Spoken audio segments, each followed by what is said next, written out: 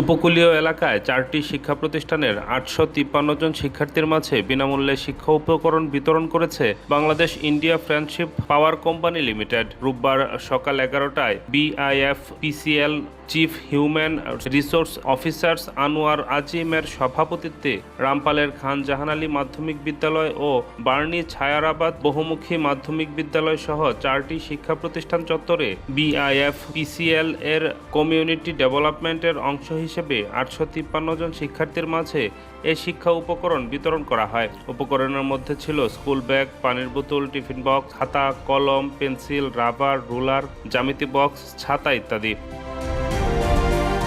এ সময় প্রধান অতিথি হিসেবে উপস্থিত ছিলেন বিআইএফপিসিএল এর chief procurement officer S M. Zahid Hasan.